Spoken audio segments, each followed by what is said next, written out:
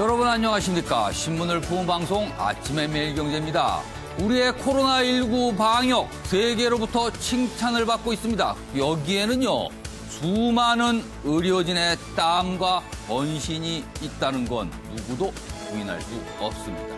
그런데 대구에 파견된 의료진 상당수가 수당을 제대로 받지 못했다고 합니다. 이를 놓고 지자체와 정부가 서로 내 탓이다 공방도 벌였고요. 급기야 방역 당국이 이렇게 얘기합니다. 어떤 변명도 허용되지 않는다고 고개를 숙였습니다. 줄 건 제대로 줘가면서 일을 부탁해야 되는 게 대상사 아닙니까? 꼭 제대로 챙겨주시기 바랍니다. 4월 10일 아침에 매일경제 일면 기사부터 출발하겠습니다. 매일경제 일면 톱 기사입니다. 우량주 사서 길게 가지고 간다. 개미가 달라졌어요입니다. 개미, 개인 주식 투자자를 말합니다. 그동안 개미들은요, 오른 거 샀다가 내리면 팔고, 그거 손해보잖아요. 그리고 우량주가 아닌 주식 위주로 샀는데, 이번에는 다른 모습이었다는 겁니다.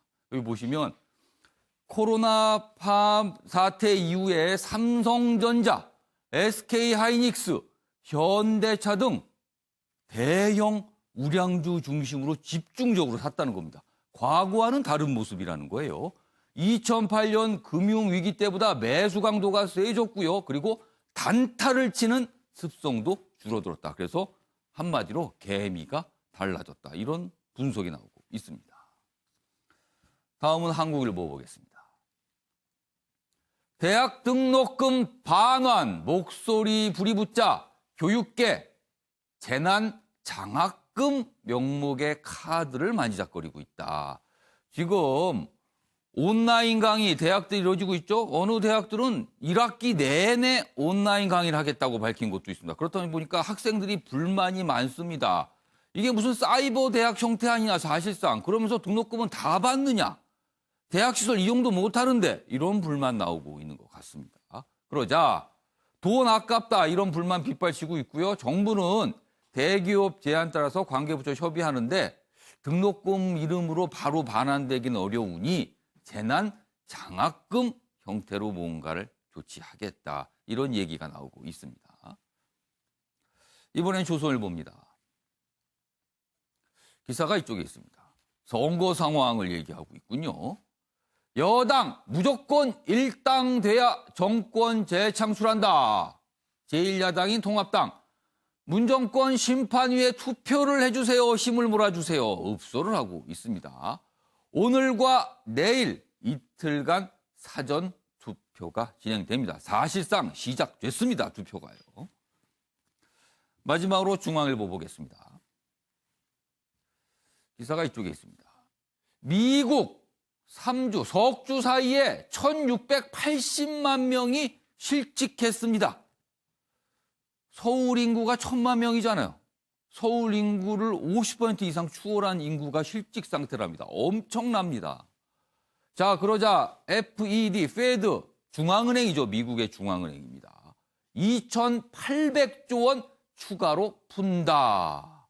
돈을 계속 풀겠다는 겁니다. 너무나 심각하니까요. 내용 보면 코로나 대량 감원 전 업종으로 확산되고 있습니다.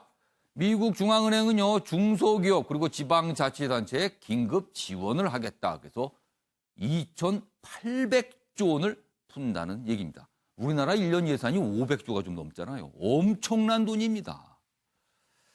자, 지금까지 일면기사 짚어봤고요. 오늘도 네 분 패널 나오셨습니다. 한 분씩 소개해드리겠습니다. 먼저 김관호 계명대 교수 자리하셨고요. 그 옆에는 이종근 시사평론가 나오셨습니다. 그리고요. 최진영 변호사도 나오셨고요. 주원규 삼익대 겸임교수도 자리하셨습니다. 안녕하세요. 네, 안녕하십니까.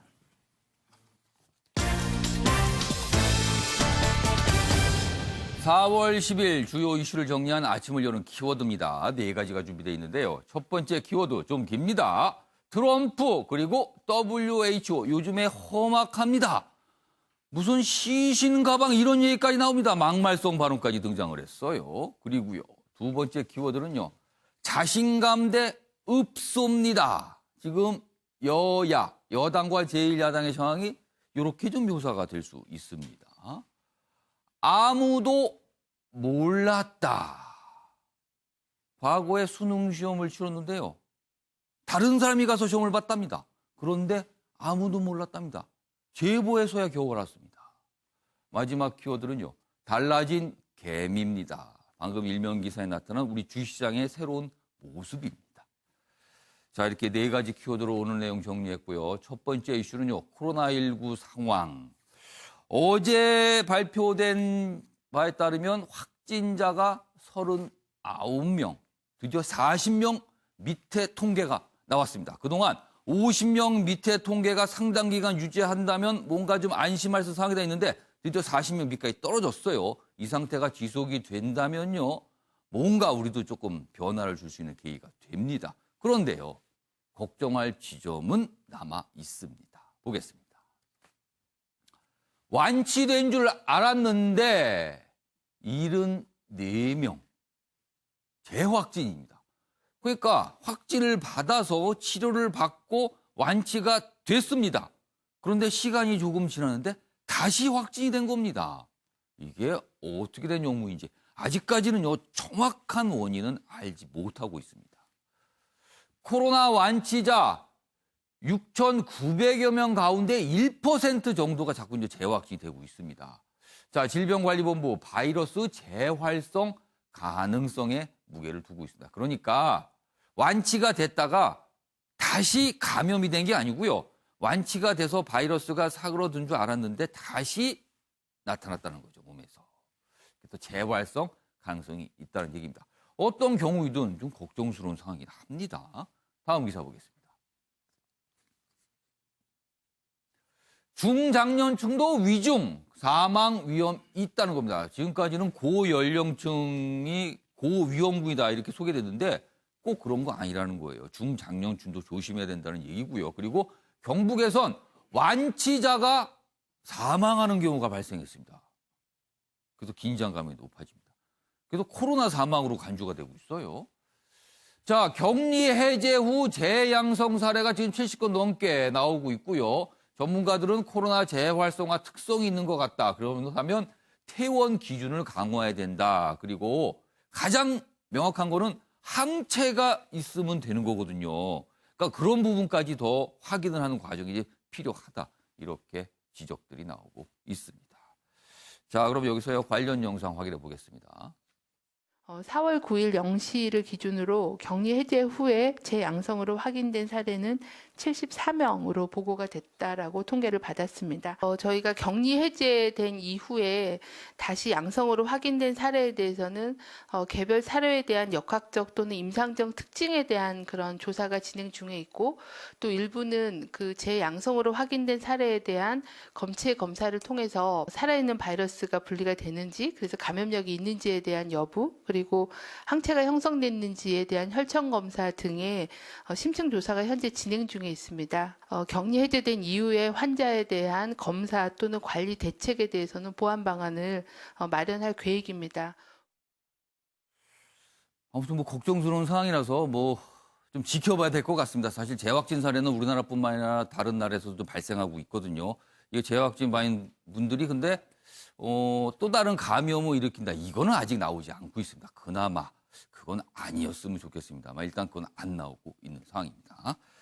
자, 코로나19와 관련해서 각국의 방역 수장들이 꽤 많이 모습들이 보이고 있죠. 우리나라도 있고요. 그리고 각국의 미국도 있고 유럽도 있습니다. 그런데 좀 눈길을 잡는 장면이 오늘 소개가 됐습니다. 보시죠.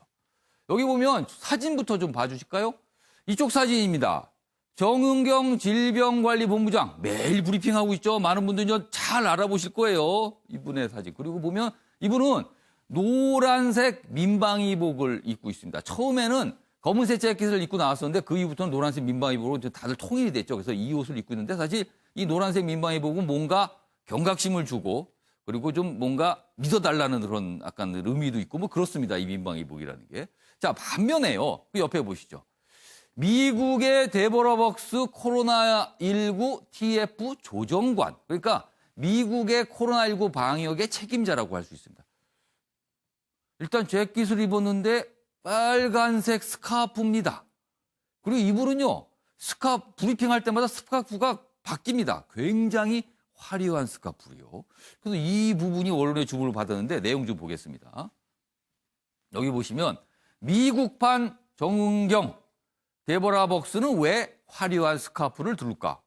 그러네요. 통상 이런 상황이면 굉장히 좀 심각하잖아요. 그리고 사망자가 엄청나게 발생하고 있기 때문에 이런 화려한 스카프를 두르기는 쉽지 않은데 이유가 무엇일까? 분석입니다. 그냥 언론의 분석. 본인이 설명한 건 없습니다. 심각한 상황에 화사한 차림새. 우리나라 같으면 거부감을 좀 살 수 있겠지만 미국의 경우는 희망과 긍정의 메시지로 해석이 되는 것 같다는 분석이 나오고 있습니다. 그럼 얼마나 화려하게 복장을 하고 있는지 사진 좀 보겠습니다. 보시죠. 여기 보면 이렇게 스카프를 두른다는 거고 여기는 아까 사진에 있던 건데 이런 스카프도 있습니다. 여기 보면 이게 해바라기인가요? 이런 모양까지 나오고 있거든요. 그래서 이게 어떤 의미일까? 아마 의도적으로 저렇게 스카프를 두른 것 같긴 해요. 왜냐하면 이런 모습이 계속 비춰지고 있거든요. 다른 트럼프 대통령이나 이렇게 같이 이 브리핑할 때 보면 다들 그냥 검은색 정장을 입는데 유독 이런 모습들이 보이고 있거든요. 김건욱 교수님, 뭐 미국과 우리나라 언론이 뭔가 어려운 상황이지만 그래도 희망을 주려는 메시지를 담고 있다. 이렇게 해석하고 있는데 그 해석 말이 되는 겁니까? 좀 억측입니까? 저는 말이 된다고 봐요. 뭐 예. 우리가 이제 정은경 본부장을 우리 정자르크라 그러잖아요. 예. 영웅시 되는데 미국에서 이제 데보라 벅스가 그 예. 역할을 이제 대신하고 있는 거죠. 그런데 화면에 나타날 때마다 저렇게 예. 화려함을 보이니까 예. 이제 언론에서도 왜 저러느냐 뭐 이런 얘기들이 논란이 아무래도 있죠. 그런데 굉장히 긍정적으로 봅니다. 그러니까 이러한 화려함이 예. 사실 어떻게 지금 여기서 우리가 얘기를 했지만 뭔가 희망을 주는 그런 메시지로. 그러니까 이것의 가장 유명한 사례가 과거에 울브라이트 국무부 장관이 있었어요. 그분은 뭐냐면 이 브로치 외교를 했어요. 그러니까 브로치가 매번 바뀌는 그렇죠. 거예요? 이게 매번 바뀝니다. 그러니까 그런 것들이 어떻게 보면은 주목을 하면서도 굉장히 어려운 얘기를 하고 있잖아요. 지금 예. 매번. 그런데 이제 그런 부분에서도 화려함을 잃지 않으려고 하는 예. 그런 부분이 이렇게 보는 사람의 입장에서는 우리에게도 희망이 있다. 뭐 이런 메시지를 줄곧 던져주고자 하는 그런 의도가 아닌가. 좀 우리 이렇게 어려운 상황에서는 예. 좀 좋게 해석해 주는 게 좀 필요하지 않을까. 저는 이렇게 생각합니다. 그러네요. 지금 미국에서요, 이 코로나19가 브리핑하면요, 다 우울한 얘기입니다. 확진자 수십만 명입니다. 사망자 엄청나게 늘었습니다. 방역 힘듭니다. 이 얘기만 하거든요. 그런 와중에 조금이라도 조금 아주 작은 밝음, 이런 걸 좀 보여주는 의도다. 이렇게 언론은 좋게 해석을 하고 있어요. 자, 우리나라 이제 방역 책임자죠. 정은경 질병관리본부장 사실은 이렇게 민방위복 노란색 입었지만 그전에는요, 머리 모양이 굉장히 또 화제가 됐죠. 머리가 좀 길었습니다. 그런데 짧게 잘랐습니다. 그만큼 결기, 각오를 보인 거죠. 국민 여러분 꼭 지켜드리겠습니다. 뭐 이런 아마 메시지도 일으켜서 이것도 꽤 회자가 됐었죠. 앞서서요. 아무튼 이런 모습이 오늘 좀 포착이 돼서 소개가 돼 있습니다. 다음 기사도 코로나19 상황인데요. 트럼프 대통령하고 WHO의 사무총장 험악합니다. 그동안 WHO 사무총장은요, 참 많은 비판을 받았습니다. 너무 중국 편 만드는 거 아니냐? 전 세계 생각 안 하는 거 아니냐? 엄청난 비판 받았죠? 트럼프 대통령이 호화를 퍼붓습니다. 그러자 또 이렇게 반응을 보였네요. 보겠습니다. 트럼프 대통령의 비판에 대해서 WHO 사무총장 거브러 여수스 총장입니다. 자, 미국은 더 많은 시신 가방을 원하는 건가? 지금요, 미국의 코로나19 사망자가 16,000명을 넘어섰습니다. 이런 상황에서 그렇게 말하는 거 보니까 시신 가방 더 원하는 것 같은데요. 이렇게 얘기를 한 겁니다. 거의 막말에 가깝지 않습니까, 이거는요. 자, 성난 트럼프 대통령, WHO에 지원 보류한다. 받아쳤습니다. 내용 좀 보면 여기 좀 보세요. 트럼프 대통령이 사실 먼저 좀 시작을 했어요. 계속 비판을 하면서. WHO 중국에서 발병 뒤 사람간 감염 증거 없다 성명 모두 틀렸다. WHO 제대로 못한다. 막 이렇게 얘기를 합니다. 그러자 거브러 여수스 사무총장 모든 정치 집단의 초점은 국민들을 구하는 것이어야 한다. 미국 대통령 왜 그러냐? 그러면서 받아친 겁니다. 그러면서 여기 있어요. 이렇게 얘기합니다. 더 많은 희생 가방을 원하지 않으면 정치 쟁점화하지 말라. 이렇게 받아친 겁니다. 이거 험악해지고 있어요. 지금. 자, 그럼요. 이와 관련돼서 영상 준비한 게 있습니다. 확인해 보겠습니다. Please don't politicize this virus. And if you want to have many more body bags, then you do it. If you don't want many more body bags, then you refrain from politicizing it. No need to use COVID to score political punches. WHO, that's the World Health Organization, receives vast amounts of money from the United States, put a hold on money spent to the WHO. We're going to put a very powerful hold on it, and we're going to see. 이종근 평론가. 네네.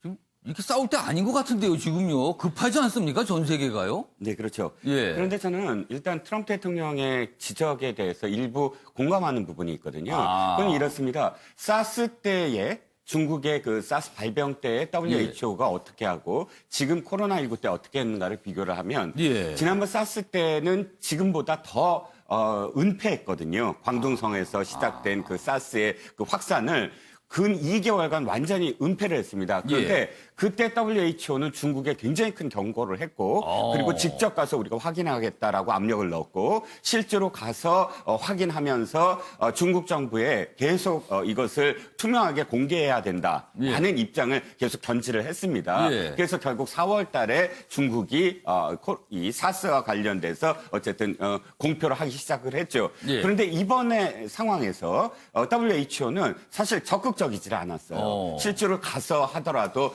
북경에서만 머물렀고 우한에 가지도 않았고 또 중국에다 대고 잘하고 있다라고만 얘기를 했지. 그럼 나오면 다 중국 잘하고 있다는 얘기만 했어요. 예, 그렇죠. 근데 사스 때와 저 코로나19 때나 마찬가지로 그때 이 굉장히 경고를 한 사람들을 격리를 하거나 지금 아예 구금을 하거나 한 건 똑같거든요.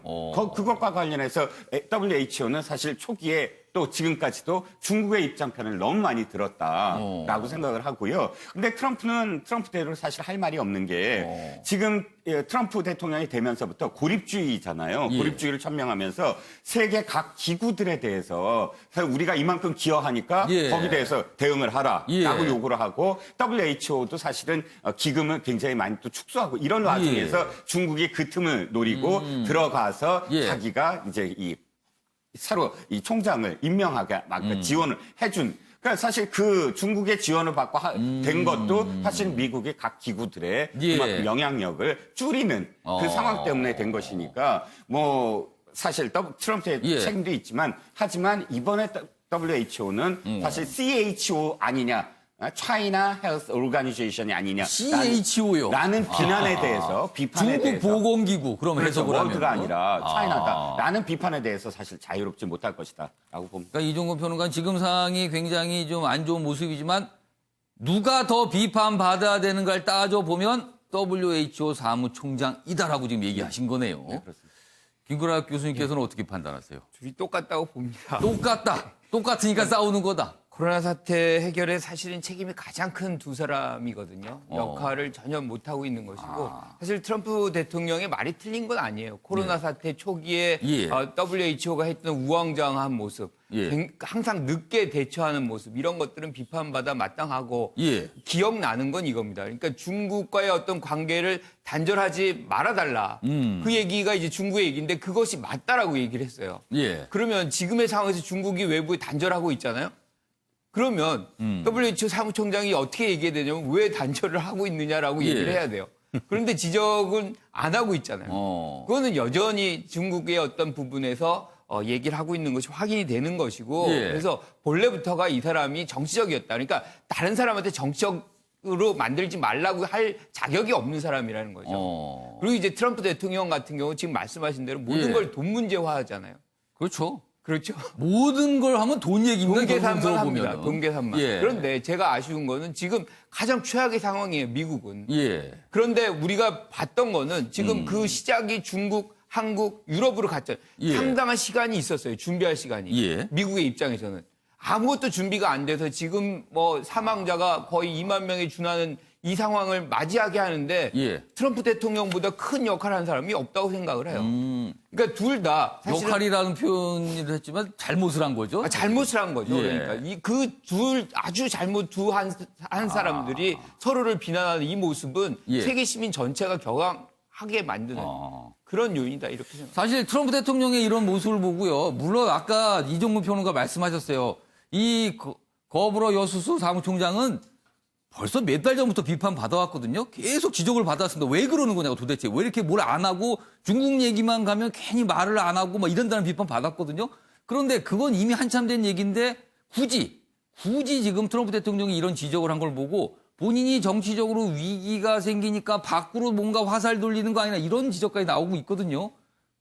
김광석 교수님, 그 지적 맞습니까? 그거라고 봐야죠. 지금 뭐 사실은 이번 선거가 치러질지 안 치러질지도 모르고 전당대회들이 거의 예. 취소되고 있거든요. 예. 어쨌든 뭐 11월 달에 치러지겠지만 지금 이 상황이 계속 악화된다. 예. 그리고 계속 길어진다. 아. 그러면 트럼프 대통령에게 재선의 기회는 좀 더 사라지고 있다라고 봐야 될 것이고 지금 샌더스 같은 경우에 사퇴를 했거든요. 예. 그러니까 바이든 중심으로 민주당이 모여지고 예. 국민들이 그쪽에 어떤 무게 중심을 두게 되면 예. 사실상 굉장히 어려운 환경에서 선거를 치르게 될 수밖에 없기 때문에 예. 책임을 바깥으로 계속 던져야만 할 필요성이 트럼프 대통령에게 있는 거죠. 트럼프 대통령이요, 요즘 매일같이 본인이 코로나19 브리핑을 하고 있어요. 통상 이런 거는 장관을 하거나 방역 책임자가 하는 건데 본인이 매일 브리핑을 합니다. 아주 시시콜콜한 것까지.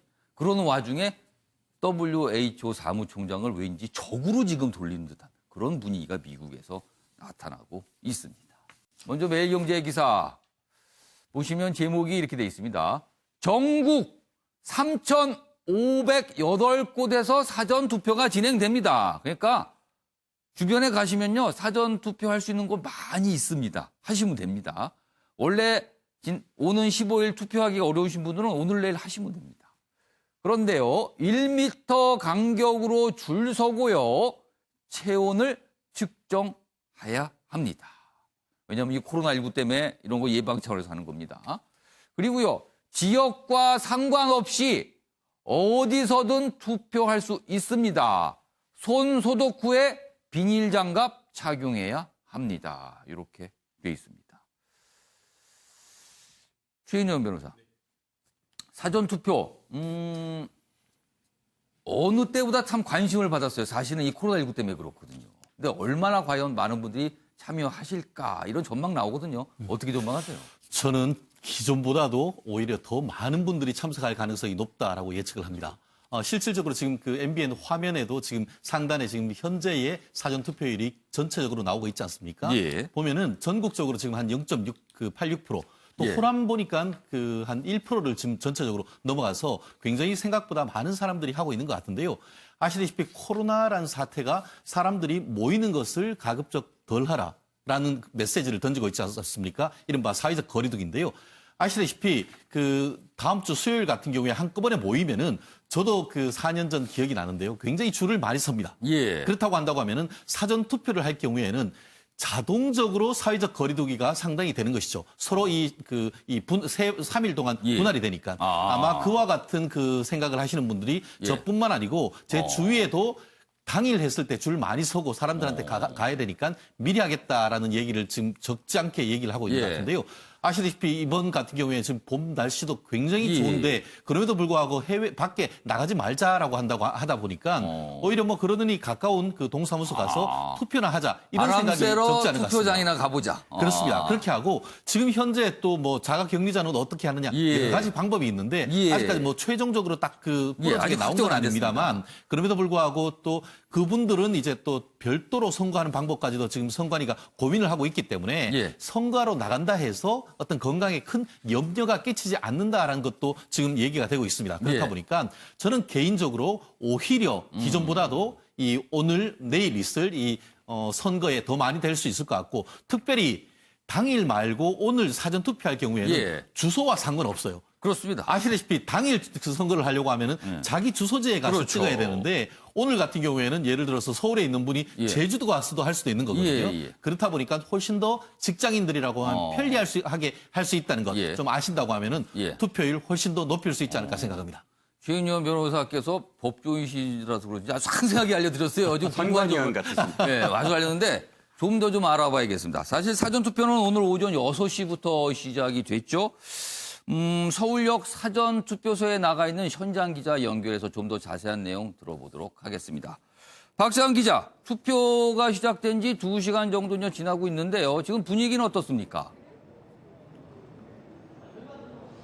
네, 저는 지금 서울역 3층에 마련된 사전투표소에 나와 있습니다.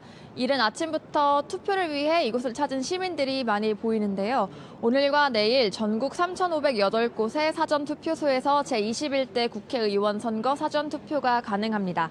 오전 6시부터 저녁 6시 사이에 주민등록증이나 여권, 운전면허증, 공공기관이 발행한 사진이 붙은 신분증이 있으면 전국 모든 사전투표소에서 투표하실 수 있습니다.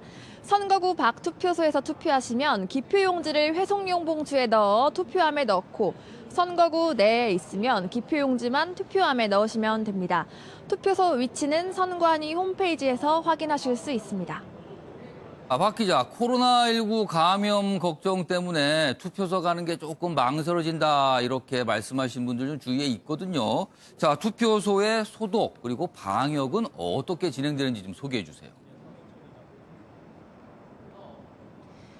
네, 우려가 많이 되시겠지만 선관위는 사전투표 전날인 어제와 오늘 투표 마감 후 모든 투표소에 방역 작업을 하고요. 현장에선 투표하는 사람 모두의 열을 재고 체온이 섭씨 37.5도 이상이거나 호흡기 의심 증상이 있으면 별도 설치된 임시 기표소에서 투표하시게 됩니다. 투표를 하실 때는 반드시 비치된 소독제로 손을 닦은 뒤 위생 장갑을 끼셔야 합니다. 코로나19 확진을 받아 생활치료센터에 격리 중인 유권자들은 센터 내 특별 사전투표소를 통해 사전투표가 가능하시고 운영 시간은 투표소별로 사전투표 기간 중 1일 5시간에서 8시간씩입니다. 지금까지 서울역 사전투표소에서 MB 뉴스 박재환입니다. 네, 시청자 여러분 들으셨죠? 너무 걱정 안 하셔도 됩니다. 가면은요 다 꼼꼼하게 챙겨주시는 분들이 앞에서 준비하고 있으니까요. 가벼운 마음으로 투표소 방문하셔서 행사하시면 됩니다. 자, 그러면 정치권 소식 본격적으로 이어가 보겠습니다. 지금 선거운동 막바지에 이르고 있는데요. 일어나서는 안 될 일들이 벌어지고 있습니다. 이러면 안 되는데요. 후보들을 향해서입니다. 보겠습니다. 뺨 때리고 흉기 난동까지 폭력에 위협당하는 총선 이렇게 돼 있습니다. 그렇습니다. 곳곳에서 크고 작은 폭력의 모습이 나타나고 있어요. 여기 보면 유세 확성기 소리 시끄럽다 그러면서 갑자기요 오세훈 후보를 향해 흉기를 들고 접근한 사람이 있었습니다. 가까이까지 갔어요. 경찰에 제압당해서 이렇게 지금 제압당하는 모습이 여기 사진에 잡혀 있죠. 그리고요. 앞서서는 의원실 사무실에 계단 던지고, 그러니까 이 선거사무소 사무실에 계단을 던지는 일, 그리고 의원이 유세하는 주위에 벽돌을 던져갖고 주변을 파손시키는 일, 뭐 여러 가지 일이 있고, 여기 폭행도 발생을 했어요. 대구에서는 선거운동을 하는 어떤 후보 관련 이 차량에 올라타서 뭐 후보를 밀치고 막 이렇게 뭔가 물리력을 행사하는 경우까지 발생을 했거든요. 있어서는 안 될 일들이 벌어지고 있는 겁니다. 다음 기사 보겠습니다. 유세 차량에 흉기 들고 돌진, 오세훈 3m 앞에서 막혔다. 여기 보면, 여기 지금 뭐, 이 유세하는 차량이 있죠? 지금 뭔가를 들고 접근합니다. 그리고 이렇게 제압이 되는 모습이었습니다. 이게 조금만 늦었더라면 정말 큰 뭔가 불상사가 있을 수도 있는 상황이었어요. 이런 모습이 포착이 됐습니다. 자, 그럼 여기서요, 관련 영상 확인해 보겠습니다.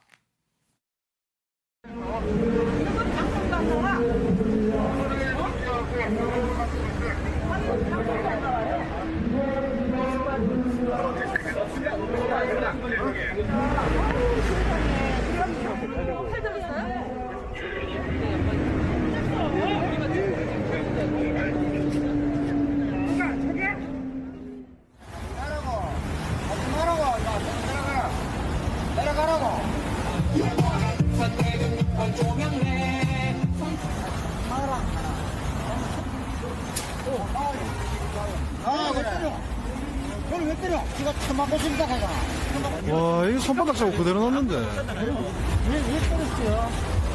아니 계속 때리는 하더라고. 약 올리더라고. 한대 말리.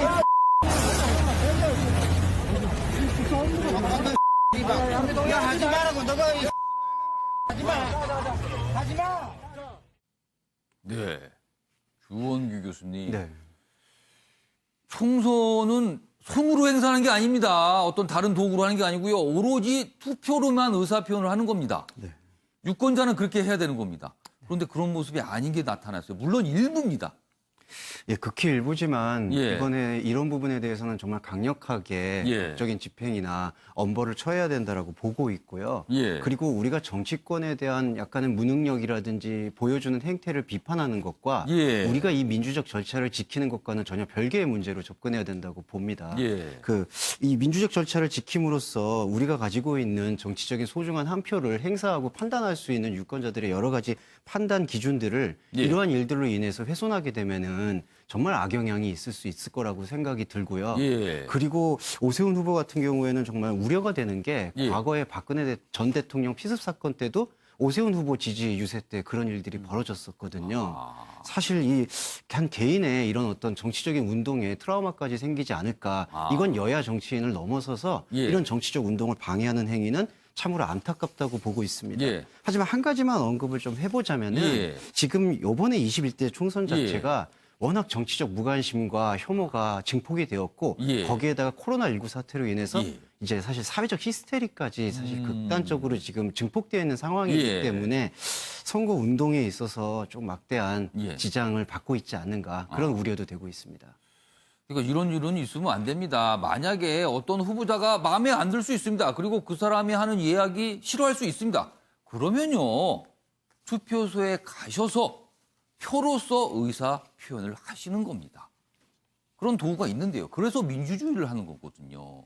저런 모습은 있어서는 안 될 모습입니다. 지금 여당인 더불어민주당과 제1야당인 미래통합당 분위기가 좀 다릅니다. 지금 동시에 기사로 좀 소개되어 있습니다. 보겠습니다. 먼저 민주당입니다. 민주당 16년 만에 과반 가능할 수도 있습니다. 자신감이 묻어납니다. 지금 이 얘기에서는요. 16년 전이면은 2004년 이른바 탄핵 역풍이 불어서 총선이 엄청났죠, 결과가요. 그때와 같은 과반 이상 가능할 수도 있다는 얘기가 나옵니다. 이해찬 민주당 대표 서울 격전지 관악구 들러 지역구 130석 이상 이길 것 같다. 엄청난 자신감입니다. 이렇게 얘기합니다. 그리고요, 어제 당원들에게 메시지를 보냈습니다. 그러면서 당원들에게 어떤 자신감을 주기 위한 메시지겠죠. 그 내용입니다. 더불어시민당 비례의석만 17석이 넘으면 제1당은 틀림없다. 아, 1당은 따놓은 당상이라는 겁니다, 지금요. 어쩌면 16년 만에 과반을 넘볼 수도 있을 것 같다고 예상했습니다. 그러면서 민주당 역사에서 16년 전이란 2004년 당시 탄핵 위기로 몰렸을 때 탄핵 그리고 총선 그리고 역풍이 불었을 당시 그때 당한과 비슷할 수도 있다. 이렇게 강조를 하는 겁니다. 과반, 일당은 틀림없다. 이런 자신감을 비친 거예요. 자, 반면에 옆에 기사 보겠습니다. 통합당에 한 번만 기회를 주세요. 이렇게 읍소를 합니다. 김종인 막말 논란에 참으로 송구합니다. 고개를 여러 번 숙였습니다. 어제. 그리고 제발 한 번만 기회를 주시면 정말 잘할 겁니다. 잘하겠습니다. 이렇게 당부를 했습니다. 그러면서 뭐 대학생 재난장학금 100만 원 이런 내용도 제안을 했습니다. 한 번만 기회를 주시면 다시는 실망하게 하는 일이 없도록 하겠습니다. 이렇게 읍소를 하고 있는 겁니다. 그럼 여기서 여야의 모습 확인해 보겠습니다. 전반적으로는 더불어민주당이 승기를 잡았습니다. 이번에 더불어민주당이 제1당이 되고 더불어시민당과 함께 과반수를 넘겨서 국정을 안정적으로 끌어갈 수 있는 승기를 잡았습니다. 통합당의 국회의원 후보자 두 사람이 말을 함부로 해서 국민 여러분 실망하고 화나게 한 건 정말 죄송스럽다는 말씀을 먼저 드립니다. 공당의 국회의원 후보가 입에 올려서는 결코 안 되는 수준의 단어를 내뱉은 것입니다. 이번 총선에서 통합당에 한 번만 기회를 주시면 다시는 여러분 실망하는 일이 없도록 하겠습니다. 여러분, 저는 여러 번 고개를 숙입니다. 한 번만 기회를 주세요. 이겁니다, 지금. 자, 그럼 네 분께 두 분 나눠서 질문을 좀 미리 드렸어요. 앞선 두 분께는 지금까지 이 상황이 올 때까지 정치권에서 어떤 변수가 가장 중요했었는가? 그리고 또 다른 질문은 남은 기간 동안 어떤 변수가 있을 수가 있다. 이렇게 나눠드렸습니다. 질문은요. 그럼 먼저 김관옥 교수님하고 이종근 평론가께는 지금까지 이 상황이 올 때까지 무엇이 가장 큰 변수였다. 요걸 좀 분석을 해달라고 그랬는데 먼저 김관옥 교수님.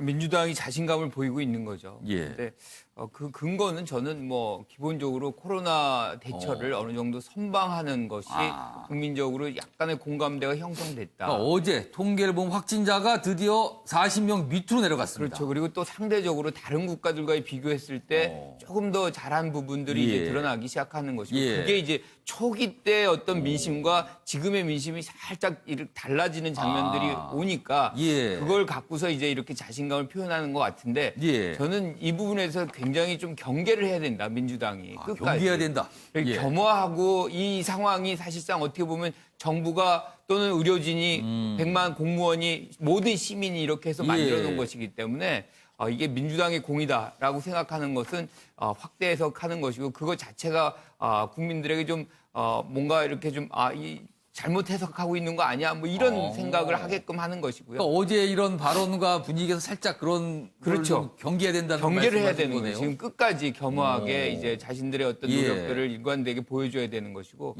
저는 이제 미래통합당 같은 경우는 사실은 어떻게 보면 선거 초반 때만 해도 상당히 탄력을 받는 것 같은데 그게 굉장히 더 안 좋아져요. 근데 그 전략의 미스라고 봅니다. 그러니까 코로나19 사태가 이제 잘못 대응하고 있다는 것에 일종의 프레임을 걸고 들어간 것 같아요. 그런데 상황이 바뀌니까 그걸 대처할 만한 것이 없으니까 과거의 조국 얘기를 다시 끄집어내고 그런데 그게 지금 사실 먹히는 그런 시기가 이미 상당히 지났거든요.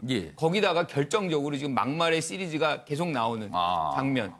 이게 이제 막판에 가면 사실 사람들이 투표장 가는 것도 비용이거든요. 우리가 합리적으로 보면. 그런데 이렇게 막말을 하게 되면 동기가 팍 꺾여버립니다. 아무리 지지자라고 하더라도.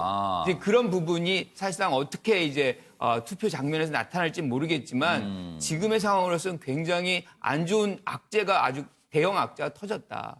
이런 것이 지금의 아주 다른 모습, 자신감과 읍소의 어떤 방향으로 나타난 거 아닌가 이렇게 해석을 하는 거죠. 김은학 교수님께서 지금 통합당을 둘러싼 상황을 막말 시리즈가 계속 터지고 있다 그랬어요. 시리즈입니다. 시리즈 지금요. 계속 나왔죠. 연일. 자, 이종근 평론가께서는 지금까지의 이 총선 상황 가장 결정적 변수는 무엇이었다고 보십니까? 일단 지금 그 민주당과 그다음에 통합당에 우리는 이기고 있습니다. 우리는 지고 있습니다. 이건 실질적으로 그렇다기보다 전략적인 어떤 측면도 있다. 예를 서로 들어서 전략적인 건 그렇죠. 아니고. 밴드웨건. 그러니까 우리가 이기고 있습니다 하고 견인해 나가는 작전을 쓸 거냐. 그러니까 이기고 있으니까 아예 우리한테 표를 많이 주세요. 그다음에 우리가 지고 있습니다. 한 표라도 더 주십시오 하고 언더독 전략으로 갈 거냐. 그러면 어떻게 되는 겁니까? 그런데 그러면은? 저는 사실 민주당이 이렇게 밴드웨건, 그러니까 우리가 이기고 있습니다라고 하지 않을 거라고 생각을 했어요. 그러니까 지고 있습니다. 한 표라도 더 주십시오. 지금 잘못하면 우리가 그러니까 그 밀당을 뺏겨서 혹시 우리 대통령이 탄핵당할 수도 있습니다.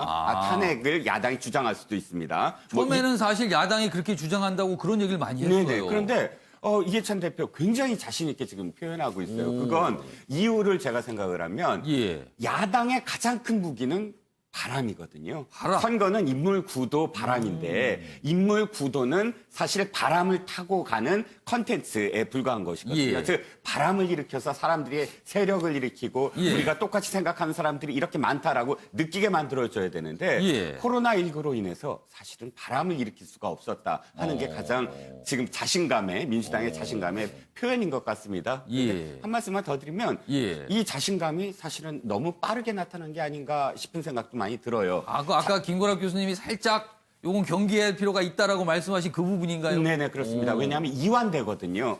내가 안 가도 이길 수 있을 것 같아? 라는 생각이 들면 예. 실질적으로 투표장에 가는 행위를 예. 멈추게 할 수도 있습니다. 그 배경 중에 하나가 여론조사일 것 같은데 왜냐하면 예. 현재까지 여론조사가 수도권을 중심으로 해서 상당히 앞서가고 있고 그게 예. 흔들리지 않고 있다라는 건데 예. 4년 전을 되돌이켜보면 예. 깜깜이 선거에서의 투표 이 여론조사가 나중에 발표가 됐는데 예. 그 상황에서도 사실 새누리당이 이기는 걸로 나왔어요. 결과적으로는 어떻게 됐죠? 완전히 참패를 했지 않습니까? 뒤바뀌었죠? 완전히 예, 완전히 여론조사하고. 뒤바뀌었죠. 예. 그렇기 때문에 지금의 여론조사를 너무 과신하지 않는 게 좋을 것 같다라는 생각이 듭니다. 그러니까 두 분이 각각 변수는 좀 다르게 분석했지만 결국의 결론은 긴장 늦출 땐가 이렇게 물음표를 찍어 주신 거예요, 지금. 아무튼 어제 모습이 완전히 확연히 다르게 포착이 좀 됐습니다. 자, 그럼 최진영 변호사와 주원구 교수님께는요. 앞으로 남은 기간, 이제 며칠 안 남았죠. 남은 기간 이것이 변수일 수가 있다. 요걸 좀 분석을 해달라고 한 거예요. 이거 전망이 섞여 있습니다, 여기에는요. 자, 먼저 최진영 변호사는 하나만 써달라고 했는데 3개나 쓰셨네요, 지금 변수를. 설명해 주세요. 사실 하나만 그 얘기를 하자고 한다고 하면은 예. 3번에 있는 여당 견제심입니다.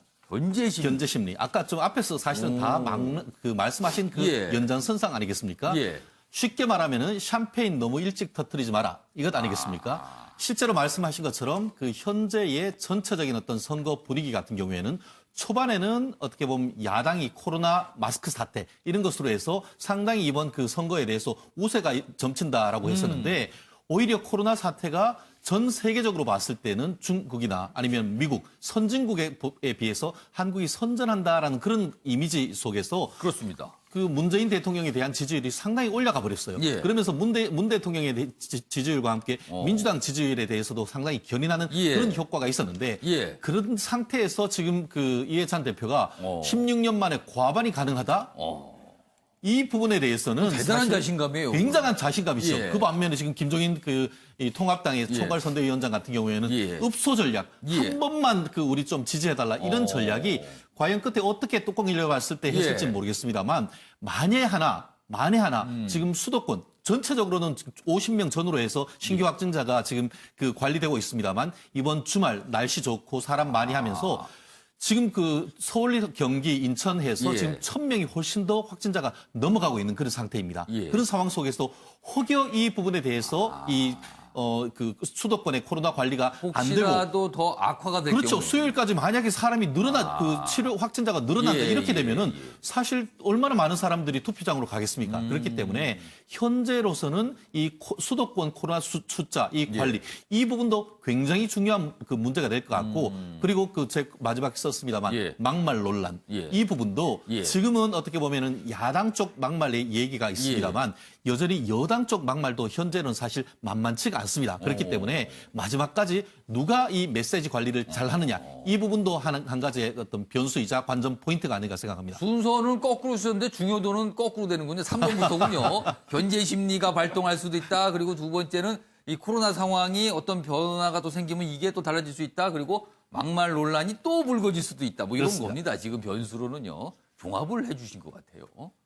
주원규 교수께서는 2가지를 쓰셨습니다. 설명해 주세요. 네, 뭐 2가지인데 딱 한 가지로 저는 압축된다고 봅니다. 막말 여파라고 보는데요. 막말. 아까 이제 이종우 평론가님이 적어주셨을 때 무풍. 요번 21대 총선은 거의 바람이 없는 뭔가 이슈가 없는 지금 선거라고 볼 수밖에 없기 때문에 여기서는 오히려 이제 부정적인 영향이 압도한다고 보고 있는데 사실 요번에 야당 통합당에서 보여주고 있는 이 막말이 어떤 그냥 지역적인 감정을 건드리는 걸 넘어서서 그 국민 정서적인 영린을 건드리는 막말들이 지금 난무했습니다. 뭐 여러 가지 종류였어요. 네, 맞습니다. 뭐. 세월호에 관련되는 예. 막말, 안타깝지만 또 5.18 민주화 예. 운동에 대한 막말까지 그렇기 때문에 그 막말의 여파가 정말 이 통합당, 죄송합니다. 이 통합당을, 미래통합당을 계속 지배할 거라는 그 변수가 저는 작동될 거라고 보고 있고요. 그거를 지금 타개하기 위해서 김종인 지금 선대위원장이 언더독 효과라고 할 수 있죠. 그러니까 무조건 좀 도와달라, 이제 기회를 달라 이런 어떤 읍소 전략을 지금 선택했는데 그 읍소 전략이 조금 어필을 하려면 여당을 따라가는 약간 포퓰리즘적, 여당이 포퓰리즘이라는 건 아니지만 여당이 지금까지 주장해왔던 어떤 재난소득이라든지 그런 부분에 대한 것을 지금 따라가는 입장을 보여주면 저는 안 된다고 생각을 합니다. 근데 약간 좀 결이 비슷한 주장들을 하고 있어요. 네, 맞습니다. 뭐 이를테면은 대학생 재난장학금을 100만 원 제한한다라는 그런 제안들이 너무 급조된 느낌을 받거든요. 그렇기 때문에 당 내부에서도 유승민 의원은 그것은 지금 지나치게 여당의 분위기를 따라가고 있는 거다. 그러니까 보수의 품격과 자존심을 지켜나가는 그러한 원칙의 유지가 막말 여파를 가라앉힐 수 있는 변수가 되지 않을까. 그렇게 전망합니다. 그러니까 지금 현재의 모습 여러 가지 변수 그리고 앞으로 올 수 있는 변수까지 분석을 해봤는데요. 지금 보면은 여당인 민주당은 이른바 어떻게 보면 승자 전략이라고 할 수 있어요. 우리는 이미 이긴 거나 다름없습니다. 이런 승자 전략. 그리고 이쪽 통합당은요. 제발 살려주십시오. 표를 주십시오. 언더독 전략. 완전 다른 전략인데 남은 기간 동안 그 전략 어떤 효과가 있을지 시간이 가면 알 수 있습니다. 자, 그런데요. 지금 이런 모습인데 사실은 총선 이후에 각 당이 약간 변화가 올 수 있습니다. 왜 그런가 하면 지금 그런 모습들이 보이고 있거든요. 다음 기사 보겠습니다. 자, 여기 보면 이 제목은 이렇게 돼 있습니다. 더불어시민당, 그러니까 더불어민주당의 비례정당이잖아요. 이렇게 얘기합니다. 열린민주당 인기 투표로 의석을 빼앗아가고 있다. 엄청난 비판을 합니다. 당연히 열린민주당에서도 받아쳤죠. 그래서 지금 더불어시민당과 제가 당 이름 얘기하기가 힘듭니다. 이거 아주 구별 잘해야 돼요. 워낙 많고 길고 복잡해서요. 더불어시민당과 열린민주당이 있는데 이른바 범여당 비례정당이라고 통합니다. 근데 둘 사이가 처음에는 뭔가 같이 가는 사다가 점점 벌어지고 있어서 서로 굉장히 비판을 주고받고 있어요. 지금 어제 토론에서도 그런 모습이 포착이 됐거든요. 그래서 여기 제목이 됐습니다. 여권 집안 싸움으로 번진 비례정당 토론회 이렇게 돼 있습니다. 뭐 공방이 오갔다고 하는데 여기 많이 막 소개가 돼 있는데요. 이 모습 저희가 영상으로 준비했습니다. 보시죠. 그쪽은 완전히 인기 투표로 뽑았는데 원래 비례대표란 것은 각 분야의 전문성 또는 상징성 그리고 사회적으로 약자라고 생각하는 사람을 이렇게 보호해주고 배려해주기 위해서 만든 제도입니다. 열린민주당이 더불어시민당의 의석을 뺏어간다고 주장하셨습니다. 참 매우 아쉽고 유감으로 생각합니다. 김대중 대통령님이 늘 강조하시던 모습, 큰 바다에서 민주 세력이 하나가 돼서 독재 정권을 물리치는 모습, 그것을 저희는 기다리고 소망합니다. 지금 영상에 소개된 부분은요, 굉장히 얌전한 모습이에요. 사실은 장외에서는요, 더불어시민당은, 근데 열린민주당을 향해서 뭐라고 그러냐면요, 탈당한 사람들이 만든 당이야. 탈락한 사람들이 만든 당이다. 적자도 서자도 아무것도 아니다. 이렇게까지 나옵니다. 그러자 옆에 있는 열린민주당에서는요, 이렇게 또 반응합니다. 우리가 할 줄 몰라서 참고 있는 거 아니다. 우리 건들지 마. 이렇게 나옵니다, 지금요. 사실 물 밑에서 험악한 모습도 있습니다, 지금. 자, 김가락 교수님. 그러면은 총선 이후에 두 당의 관계 어떻게 되는 겁니까? 통상적으로 지금까지는 총선 끝나면 합치지 않을까 이랬었는데 지금 사실 조금 갈등이 깊어지는 것 같아요. 그러니까 이것 때문 지금의 어떤 갈등 때문이 아니라 사실은 총선이 끝나면 이제 대선 국면으로 들어가거든요. 열린민주당은 거기에 캐스팅 보드 범여권의 후보자를 결정에 영향을 미치려고 하는 의도가 발생을 할 겁니다. 그래서 당장에 뭐 합당을 하거나 그런 경우는 저는 발생 안 할 거라고 총선 끝난 봐요. 이후에도 밖에서 남아 있을 것이다. 그렇죠. 그러니까 처음에는 우리가 보면 플러스입니다. 이렇게 둘이 싸우면 파이가 더 커질 것이다 생각했는데 사실은 지금 지역만 진영 대결이 아니라 비례도 진영 대결이죠. 더 이상 움직임이 없는데 그 안에서 이제 누가 더 가져가느냐의 싸움을 계속 벌이는 거죠. 그런데 지금 우리가 보면 더불어시민당의 후순위가 예. 더불어민주당에서 공천한 분들이에요. 그러니까 잘못하면 여기 열린민주당이 많이 가져가면 예. 그분들이 낙선을 하게 되는 경우가 발생하는 그렇게 되겠죠. 거죠. 숫자가 줄어드니까. 그렇죠. 그러니까 이제 이 안에서 지금 오늘 토론회에서 아주 극렬하게 싸우는 거죠. 거기 예. 인기투표 아니냐. 예. 결국 비례성이 있느냐. 뭐 비례성이라는 건 결국에 어떤 지역 말고 대표해야 될 것들. 뭐 농업이면 농업, 뭐 노동이면 노동, 예. 뭐 등등의 의학이면 의학. 뭐 이런 식으로 대표성이 있느냐는 것을 사실 공격을 하면서 그런 정당이 사실은 어떻게 보면 비례성 대표할 자격이 없다. 뭐 이렇게 예. 공격을 하는 것인데 예. 이 부분은 이제 선거철에서 끝날 것이고 그 예. 이유는 모든 것이 대선 후보를 누가 옹립을 하고 어디에 더 영향력을 많이 발휘할 것이냐 그 계산 속에서 합당할 것이냐 안 할 것이냐. 결국엔 최소한 연대는 할 것이다. 손을 잡을 것이다. 그렇죠. 어차피 이제 진영이기 때문에 그 과정 속에서는 이제 연대를 하지만 그 후보자를 누가 원하는 후보자를 이제 결정할 것이냐 그 맥락으로 바뀔 것이다. 저는 이렇게 생각합니다. 그럼 최익영 변호사, 김구락 교수님 분석대로 지금 싸우는 거는 뭐 별 의미가 없다가 되는 거예요. 결국 총선 끝나면 같이 갈 건데 이렇게 되는 거 아닙니까 그러면은? 저는 그렇습니다. 예. 지금 그 민주당 같은 경우에는 그 더불어시민당과 결혼을 한다라고 하는 플랜을 가지고 있습니다만 예. 오히려 결혼할 것은 시민당과 열린민주당이 예. 결혼할 가능성이 오히려 높다. 저는 그렇게 봅니다. 왜냐하면은 현재로서는 지금 뭐 민주당이 지금 과반수를 할지 어떨지는 예. 모르습니다. 그렇지만 예. 단독 과반수는 현실적으로 만만치 않을 것인데 결국 지금 같은 경우에도 그 연동형 비례대표제를 했을 때에 지금 그 이른바 우리 정치 예. 평론가들 같은 경우에는 이른바 일중대라고 할 수 있는 민주당의 일중대라고 표현하는 예. 것이 더불어시민당, 예. 이중대라고 하는 것이 열린민주당이다라고 얘기를 하는데 각각 한 당 자체로서 교섭단체를 만들기는 현실적인 한계가 있을 겁니다. 그렇다고 하면은 현실적으로 지금 그 열린민주당과 더불어시민당이 합치면은 예. 20석이 넘을 가능성이 현실적으로 지금은 총선 높아 뒤에 보입니다. 두 비례정당이 합칠 수 있다. 그렇죠. 결국 그러면은 1중대와 2중대가 합쳐서 예. 1대대를 만들면은 어떤 문제가 되느냐. 예. 여당과 그 원내 교섭단체의 여당과 예. 여당의 어떤 위성정당으로서의 제2여당이 지금 만들어지는 것이죠. 그렇게 되면은 당장 다가오는 6월 달에 있는 공수처장 추천목을 여당 추천목과 야당 추천목을 동시에 한꺼번에 다 올려버릴 수 있는 그런 장점이 있는 것이죠. 여당 몫은 여당 몫대로 또 야당의 일부 몫은 또 일부 몫대로. 그렇죠. 그렇기 때문에 정책 결정에 있어서의 이니셔티브를 갈 수가 있고 더불어서 예. 돈의 금전적 측면에서도 굉장히 유리하죠. 만약에 원내 교섭단체를 따로 만든다고 하면은 예. 정부 정당 국고보조금이 민주당에 대한 보조금과 함께 예. 비례 위성 정당에 대한 보조금도 같이 갈 수 있는 그런 부분이 예. 있기 때문에 제가 봤을 때는 자기들끼리 열심히 싸우는 것 같지만 결국 예. 한마디는 뭐냐면은 예. 어느 정당이건 투표해달라 그런 전략 아니겠습니까? 그렇게 한 다음에 결국 제가 봤을 때는 민주당은 민주당대로 가고 예. 결혼은 오히려 시민당과 이 열린민주당이 결혼할 가능성 현재로서는 오히려 더 높다고 저는 예측을 합니다. 그러니까 지금 최윤영 변호사는 더불어민주당이랑 더불어민주당이 있는 거예요. 그리고 더불어시민당과 열린민주당 비례정당이잖아요. 각각 총선 뒤에 합해서 별도의 정당을 구성한다. 말은 야당이지만 사실상 또 다른 여당이다. 이렇게 그렇습니다. 된다는 거네요. 네. 그러면은. 근데 야당의 역할이 뭐죠? 야당의 역할은 기본적으로 예. 그 영어로는 룰링 파티가 이게 예. 여당이고 야당은 어포지션 파티 예. 반대를 해야 되는 정당인데 오히려 위성 정당을 가지고 오히려 여당 거를 지지하는 그런 구조가 된다고 하면은 예. 과연 그것이 정치 구도상 합당한 것인지에 대한 비판 아마 그분에 대한 어떤 정권 견제 심리 그것이 아까 제가 말씀드린 것처럼 현재에서 어떤 표심을 막판에 변동할 수 있는 하나의 요소가 아닐까 생각을 합니다. 과연 저런 모습일지 이제 총선이 끝나고 나서 여러 가지 또 논의들이 있을 것 같아요. 그때 한번 지켜보도록 하고요. 이번에는요. 통합당 내부에서 벌어지고 있는 모습입니다. 보시죠. 자, 지금 요즘에 여야를 막론하고 마구 운전 돈 주겠다 이런 얘기 많이 합니다. 그래서 기사가 이렇습니다. 총선 막판 포퓰리즘 막 던지는 여야다.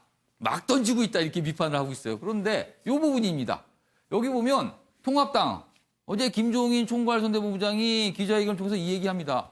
모든 대학생에게 100만 원을 지급해야 된다. 이 얘기를 하거든요. 이건 뭐죠? 재난지원금도 아니고 힘든 학생들, 대학생들이 힘드니까 대학생, 대학원생들에 줘야 된다는 거예요. 자, 어제 요 얘기도 브리핑에서 했는데요. 확인해 보겠습니다. 각 나라가 어떤 명분이든 만들어 대대적으로 국가 예산을 투입하고 있습니다. 대학생 지원도 마찬가지입니다. 대학 등록금 문제도 있습니다. 어려운 경제 상황으로 자영업자, 소상공인, 프리랜서 등의 소득이 급감하고 있을 때 열심히 아르바이트를 해서 등록금을 보태겠다는 대학생들의 안타까운 심정을 이해하고 이분들의 고통을 조금이라도 덜어드리기 위해 지금 당장 즉시 정부는 모든 대학생과 대학원 학생들에게 1인당 100만 원씩 특별재난 장학금으로 지급하기를 바랍니다. 네. 모든 대학생, 대학원생에게 재난 장학금을 100만 원씩 주어라 빨리. 이렇게 주장합니다. 그리고 자, 유승민 의원, 미래통합당의 유승민 의원, 선거 앞두고 흥청망청 원칙도 없이 쓰는 건 고울나라다. 반대 목소리를 또 냈습니다. 재난지원금에 대해서 반대했잖아요. 근데 이번에도 이게 뭐 하는 짓이냐 이렇게 반대를 한 겁니다. 자, 그리고요. 다음 화면 보겠습니다. 안철수 국민의당 대표 지금 계속 뛰고 있습니다. 뭐 어제 대전까지 왔다는 소리도 들려왔는데요. 기득권 양당이 재난지원금을 전 국민에게 지급하자고 맞장구 치는 건 한마디로 매표 포퓰리즘이다. 여기서 이제 맞장구라고 강조합니다. 그러니까 지금까지는 통합당 그런 얘기 안 하더니 왜 이러는 거냐 이러면서 매표 포퓰리즘. 돈 주고 산다는 거죠, 표를 지금. 그렇게 묘사를 하고 있습니다. 이종근 평론가. 네. 이거 총선 끝나고 나도 통합당 내에 이런 논쟁 또 벌어질 것 같은데요, 지금. 통합당도 예. 그렇고요. 저는 각 당이 전부 다 예. 이번에 쏟아낸 공약들, 예. 공약들을 어떻게 추스리나를 봐야 될 것 같아요. 사실은 그건 지금 민주당도 마찬가지입니다. 민주당의 예. 이 포퓰리즘 공약들도 마찬가지고요. 총선 이후에 보자. 그냥 총선 전에는 다 지르고 보자. 거의 이런 어떤 분위기입니다. 여기 기사는 막 던진다고 제목에 돼 있습니다. 네네. 그런데 예. 이제 일단 정부도 마찬가지 아닙니까? 지금 그 2차 그 경제회의 발표까지 해놓고서도 총선 이후에 여야의 상황을 보겠다. 예. 그 재난지원금과 관련해서 예. 이렇게 입장 표명을 하지 않았습니까? 예. 아마도 총선 끝나면 정부도 그렇고 여야도 그렇고 모든 그 공약들에 대해서 다시 점검을 할 것 같고요. 예. 한 말씀만 더 드리면 유승민 의원의 이런 표현이 내용이 맞고 틀림을 떠나서 지금까지 안철수 의원하고 맨날 이 화학적 결합이 안 된다. 바른미래당을 했을 때 그런 행위랑 똑같다고 생각을 합니다. 옳고 그르건 간에 일단은 지금 지도부나 혹은 선대위에서 가고 있는 것을 자신의 생각이 옳다고 이야기하는 것. 내용이 옳아도 사실은 그것이 전체 선거 또는 당을 위한 선거에 얼마나 도움이 될까. 예. 혼자만 나는 옳은 생각을 갖고 있다라는 그런 행동이 아닌가. 저는 굉장히 비판적으로 봅니다. 자, 주홍 교수님. 네. 이런 사실 어떻게 보면 정책에 대한 생각의 차이입니다. 지금이야 선거 앞이니까 급하니까 서로 이렇게 얘기하고 끝나지만 이거 엄청난 어떤 논쟁, 다툼의 대상이 될 수 있을 것 같아요, 사실은요. 그게 좀 안타까운 게 예. 포퓰리즘 표라고 생각하는데 저는 좀 생각을 달리하는 게 예. 재난지원금이라는 거는 그냥 여야가 공통적으로 정치 쟁점을 할 게 아니라 한 목소리를 내야 될 필요성이 있는 부분이라고 봅니다. 예. 그거를 지금 어떤 공약성 그 멘트나 구호로 지금 남발해야 될 필요성이 전혀 좀 없다고 생각하는 부분이고 어떻게 보면은 정책 바람이 없는 선거다 이렇게 얘기를 하는데 저는 지금까지 그 역대 총선에서의 바람이 그렇게 긍정적이라고 보지는 않았습니다. 예. 이슈에 편성해서 북풍이라든지 뉴타운풍, 박풍, 안풍 이런 것들이 이슈에 편성해서 총선에 어떤 영향을 미쳤던 요소들이잖아요. 오히려 이번 선거는 그런 요소들이 없는 상태에서 정책적인 비전으로 성부를 볼 수 있었던 유일한 기회가 아니었을까 싶었는데 포스트 코로나 이후에 그러니까 전대미문의 위기 상황 이후에 정치권이 입법부로서 어떤 비전을 가져야 될 것인가를 특히 야당은 오히려 좀 진솔하게 보여줬을 필요가 있지 않은가. 당장의 표나 당장의 입장, 의석수에 매달리는 것보다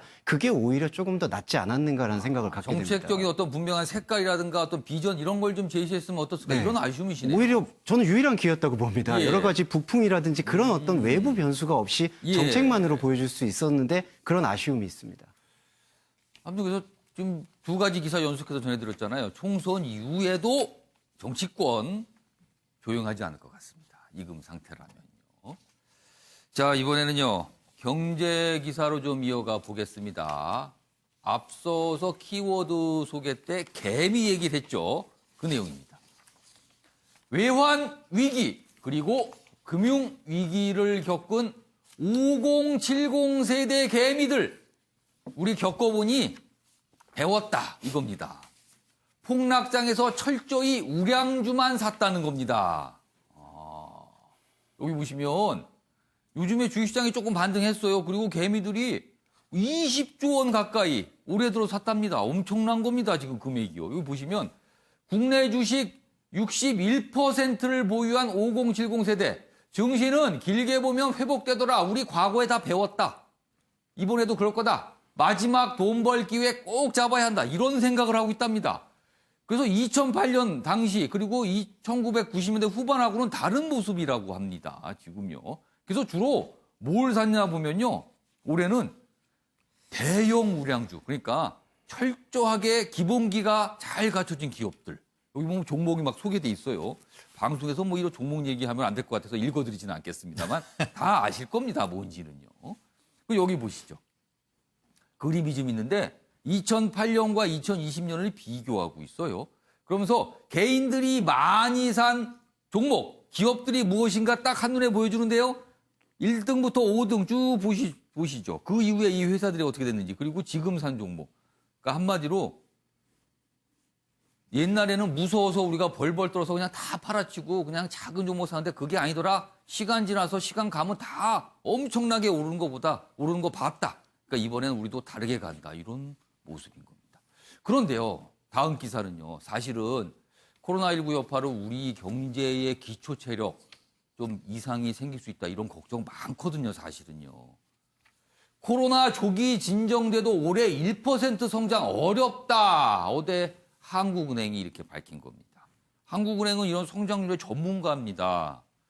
이주열 하는 총재 얘기인데요. 어제 기준금리를 동결을 하면서 올 3분기부터 경제활동이 개선된다는 전제하에 1%라는 거예요.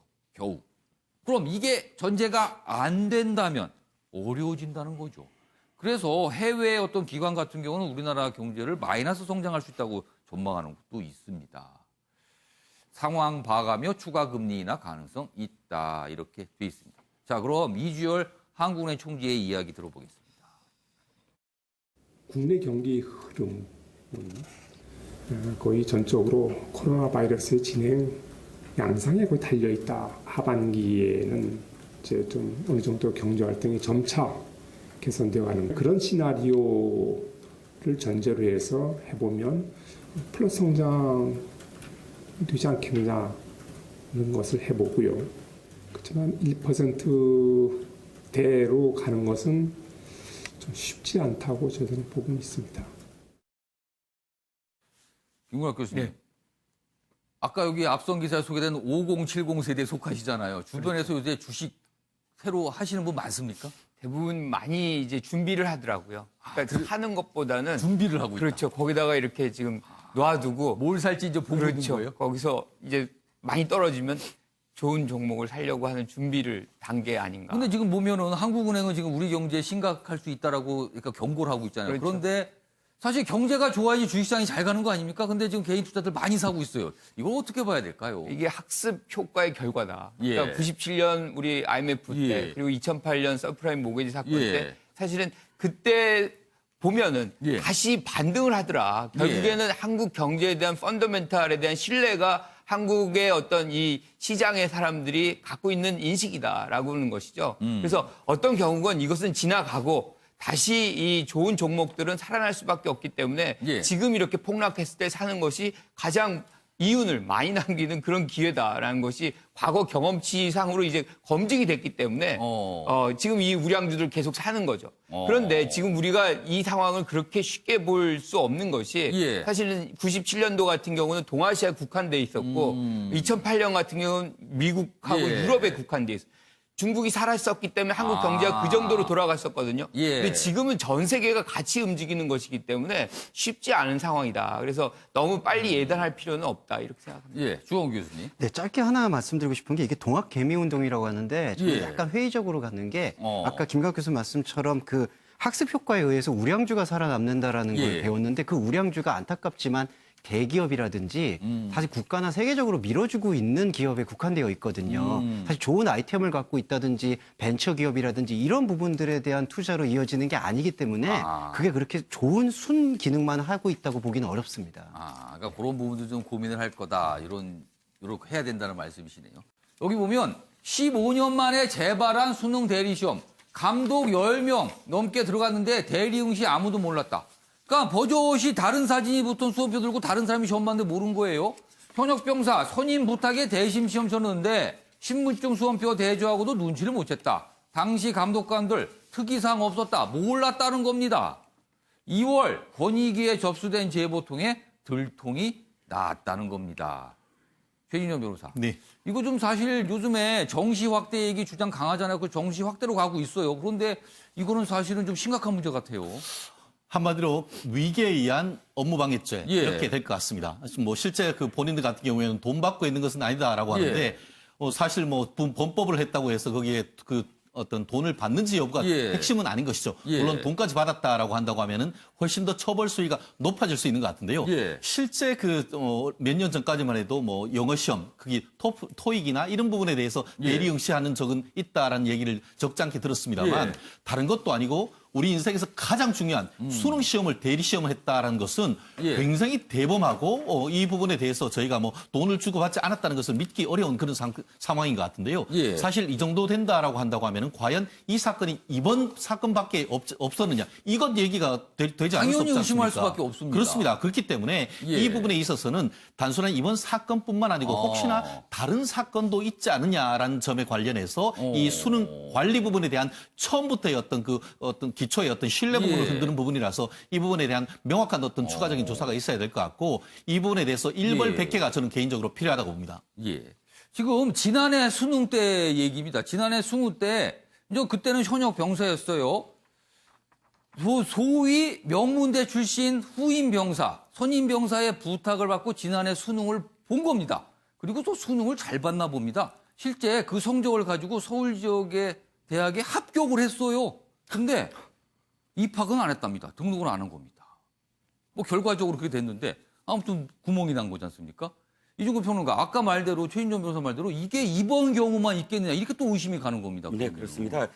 사실 여러 가지 우리가 갈등이 있지만 우리나라 사회 구조에 가장 중요한 것 중에 하나가 입시 문제 그리고 입시 문제에 대한 신뢰도입니다. 그런데 지금 이 기사의 함의는 뭐냐면 우리가 지금 갖고 있는 교육청에서 갖고 있는 이런 이 시스템이 사실은 굉장히 큰 문제가 있다는 거예요. 그러니까 신뢰도가 떨어지면 고3 수험 부모생들이나 혹은 재수생의 학부모들은 그 교육청에 대한 신뢰를 할 수 없고 그렇다면 굉장히 국가 전체적인 갈등 비용이 지불돼야 되거든요. 이 문제는 교육청이 이 시스템을 바꿔야 된다. 단순히 사진을 대조하는 걸로만 지금 돼 있잖아요. 근데 사진 대조는 굉장히 뭐 아날로그적이죠. 그러니까 좀 더 선진화된 어떤 이 신분 확인이 필요하다라고 보여지네요.